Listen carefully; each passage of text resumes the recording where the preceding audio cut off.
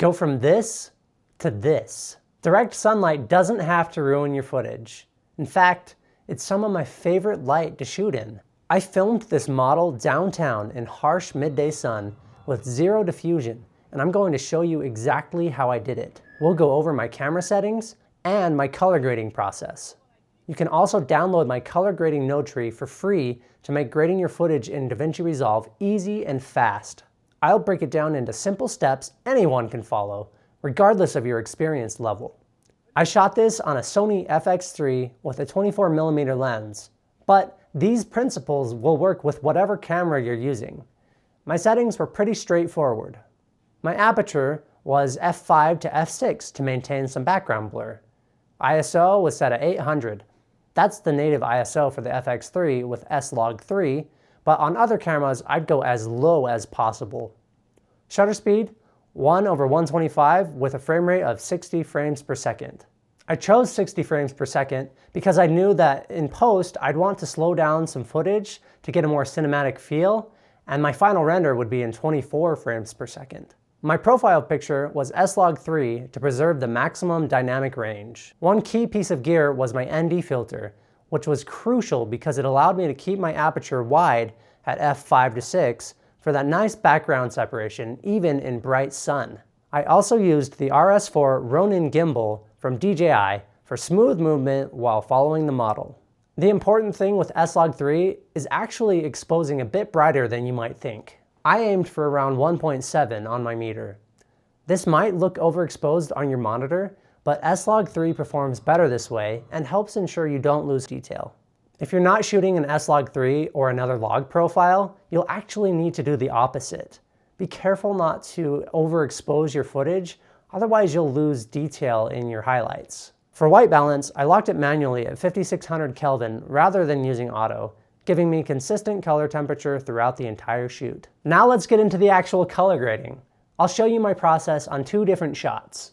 One where the sun is hitting the back of my model, and another where the sun is hitting the front of her. The approach is a bit different for each scenario.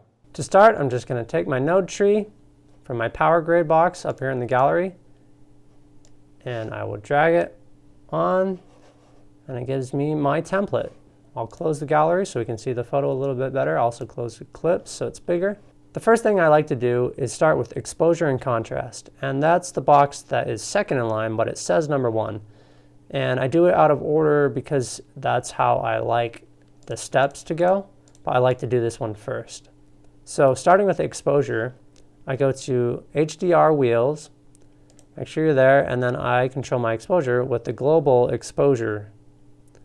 And I'll just test both sides, and right now I'm looking at the skin of my model, and I think it's okay to go extreme just so you can get a sense for what the photo is doing.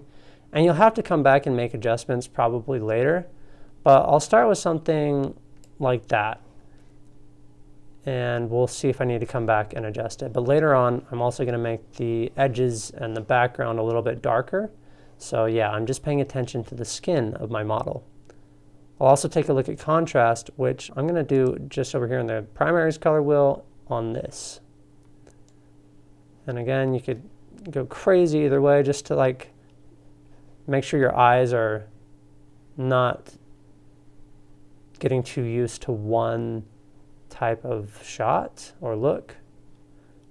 And you can always reset by clicking this contrast button twice. And I'm actually going to do a little bit less contrast for this photo, which was a video, but right now it's a photo. I'm also going to take down the highlights. We have some overblown highlights in the sky and the background over here. I think that won't really mess with our model, but it will help the sky not feel so dark. And I'll just do something like that. And so those changes aren't huge. We've made it a little bit flatter, but once we add some saturation and the power window and the rest of the process, we can see if we like that amount of contrast. So the next step is temperature, and there's not going to be much to adjust because it's already looking very balanced to me. I shot at 5600 Kelvin, and that's generally what the temperature of the sun is. So we could go to the temperature box, which is number 2, first in line. And just make sure you're on the primary color wheel right here. And we can do temperature. We can make small adjustments if we want. And I might just go up a little bit, something like that. And as far as tint, I probably won't make any adjustments, maybe just the smallest thing. And this on and off is not going to show that much of a difference. Some video you'll have to adjust a lot more. The third step is going to color slice, which is this right here. And this is where I control my saturation. So I just go to this bar and I will play with it a little bit and choose something like that. So saturation off and then on, and we're good to go. The last step for this image is the background is a little bright for me, and I want her to be the focus. So I'm going to use my pre-made power window here. It's got a circle that fades as it gets out, and it's inverted. So what's being infected is everything outside. So right now, if I go to the HDR and adjust the global exposure, everything outside of her face is going to be adjusted. Her face stays the same. So I want it to be darker. So I'll maybe go down to something like that. And that just makes it a little bit more focused on my model. I'll also show you it's important to have softness when you're working with your images. Otherwise you'll have a hard circle and you don't want that, obviously. So you can adjust that with the pink circle or down here. But I like to have a pretty big softness. That way it doesn't look like I've messed with the photo too much, but it does just allow you to focus on her a little bit more. Now, I actually might push it a little bit farther. I might raise the overall exposure. So I'm going back to my first box. And I might just bring it up a tad. And I might even push the power window a little bit darker. So everything else a little bit darker. And you don't want to go too far, otherwise it's obvious. Want it to look natural, but something like that, I think. So everything is off and on. Grab my node tree, put it on, and start with the exposure. So making sure I'm on the first box, well, box labeled 01, not the first box, the second in the order, and HDR, and then the global exposure. And I'll just probably take that down because it's feeling much too bright, something maybe like that. And we might have to do something else about those highlights. But for now, let's just look a little bit at contrast. I'll probably take this down as well, just a little bit. And it's okay to have some highlight on the face. You just don't want it to completely ruin the image.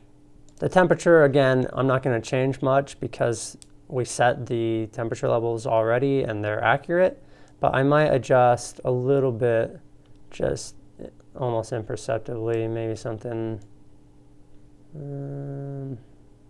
like that. And it's going to be hard to see. There's a slight change. It's a little bit pinker because I went that way with this image, but I like how that looks.